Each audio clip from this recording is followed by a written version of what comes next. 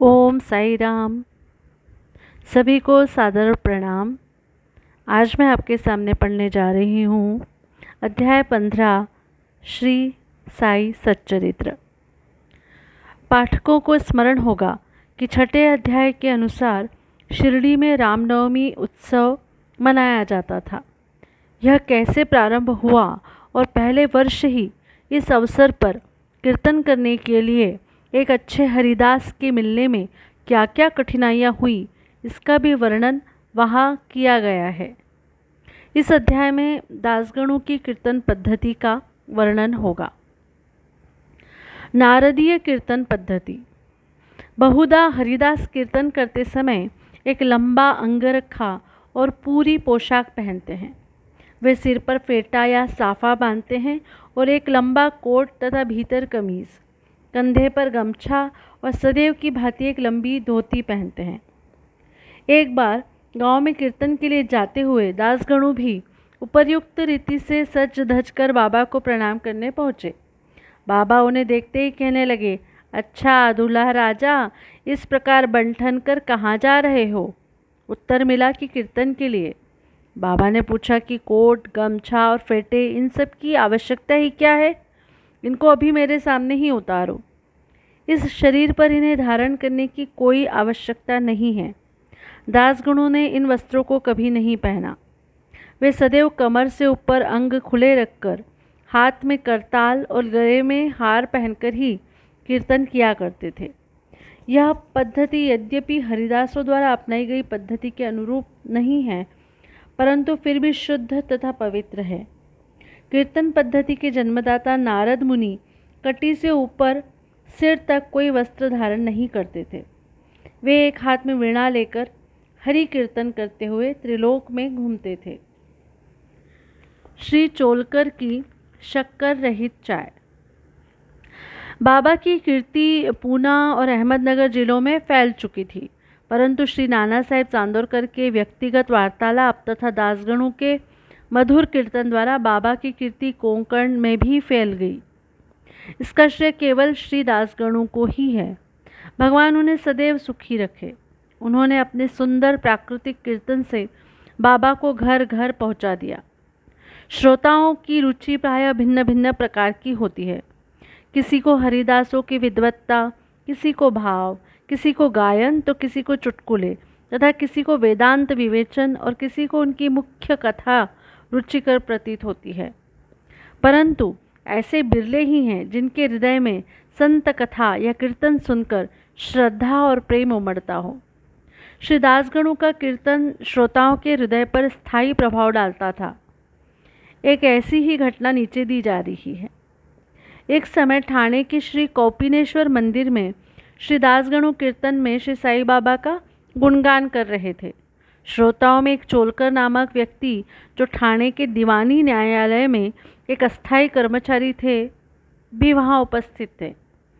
दासगणों का कीर्तन सुनकर वह बहुत प्रभावित हुए और मन ही मन बाबा को नमन कर प्रार्थना करने लगे कि हे बाबा, मैं एक निर्धन व्यक्ति हूँ और अपने कुटुंब का भरण पोषण भी भली भांति करने में असमर्थ हूँ। यदि मैं आपकी कृपा से विभागीय परीक्षा में उत्तीर्ण हो गया तो आपके श्री चरणों में उपस्थित होकर आपके निमित्त मिश्री का प्रसाद बांटूंगा। भाग्य ने पलटा खाया और चोलकर परीक्षा में उत्तीर्ण हो गया। उसकी नौकरी भी स्थायी हो गई। अब केवल संकल्प ही शेष रहा, शुभस्य शीघ्रम। श्री चोलकर निर्धन तो था ही और उसका कुटुंब भी बड़ा था, अतः वह शिरडी यात्रा के लिए मार्ग व्यय जुटाने में असमर्थ हुआ। ठाणे जिले में एक कहावत प्रचलित है कि नाणे घाट व सह्याद्री पर्वत श्रेणियाँ कोई भी सरलतापूर्वक पार कर सकता है, परंतु गरीब को उम्बर घाट यानी गृह चक्कर पार करना बड़ा ही कठिन होता है। श्री चोलकर अपना संकल्प शीघ्रातिशीघ्र पूरा करने के लिए उत्सुक थे। उन्होंने मितव्ययी बनकर अपना खर्च घटाकर पैसा बचाने का निश्चय किया। इस कारण उन्होंने बिना शक्कर की चाय पीना प्रारंभ किया और इस तरह कुछ द्रव्य एकत्रित कर वह शिरडी पहुंचा। उन्होंने बाबा का दर्शन कर उनके चरणों पर गिरकर नारियल भेंट किया तथा अपने संकल्पानुसार श्रद्धा से मिश्री वितरित की और बाबा से बोला कि आपके दर्शन से मेरे हृदय को अत्यंत प्रसन्नता हुई है। मेरी समस्त इच्छाएं तो आपकी कृपा दृष्टि से उसी दिन पूर्ण हो चुकी थी। मस्जिद में श्री चोलकर का आतिथ्य करने वाले श्री बापू साहेब जोग भी वहाँ उपस्थित थे। जब वे दोनों वहाँ से जाने लगे तो बाबा जोग से इस प्रकार कहने लगे कि अपने अतिथि को चाय के प्याले में अच्छी तरह शक्कर मिलाकर देना। इन अर्थपूर्ण शब्दों को सुनकर श्री चोलकर का हृदय भर आया और उन्हें बड़ा आश्चर्य हुआ। उनके नेत्रों से अश्रुधाराएं प्रवाहित होने लगी और वे प्रेम से विह्वल होकर श्री चरणों पर गिर पड़े।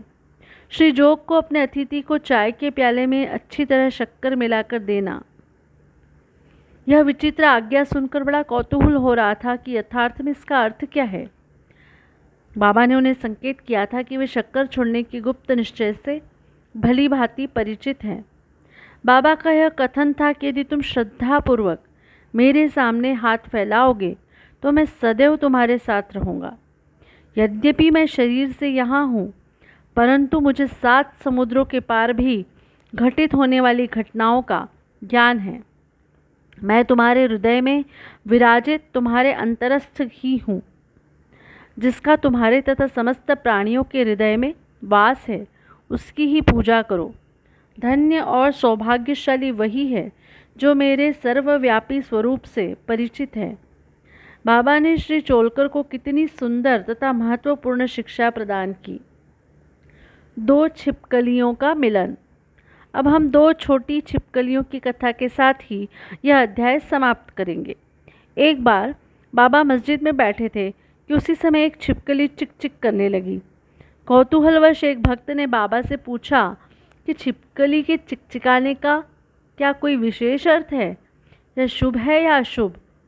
बाबा ने कहा कि इस छिपकली की बहन आज औरंगाबाद से यहाँ आने वाली है, इसलिए यह प्रसन्नता से फूली नहीं समा रही है। वह भक्त बाबा के शब्दों का अर्थ न समझ सका, इसलिए वह चुपचाप वहीं बैठा रहा। उसी समय औरंगाबाद से एक आदमी घोड़े पर बाबा के दर्शनार्थ आया। वह तो आगे जाना चाहता था, परंतु घोड़ा अधिक भूखा होने के कारण बढ़ता ही न था। तब उसने चना लाने एक थैली निकाली और धूल झटकारने के लिए उसे भूमि पर फटकारा, तो उसमें से एक छिपकली निकली और सबके देखते ही देखते वह दीवार पर चढ़ गई। बाबा ने प्रश्न करने वाले भक्त से ध्यानपूर्वक देखने को कहा। छिपकली तुरंत ही गर्व से अपनी बहन के पास पहुंच गई थी। दोनों बहनें बहुत देर तक एक दूसरे से मिली और परस्पर चुंबन व आलिंगन कर चारों ओर घूम घूम कर प्रेम पूर्वक नाचने लगी। कहाँ शिरडी और कहाँ औरंगाबाद।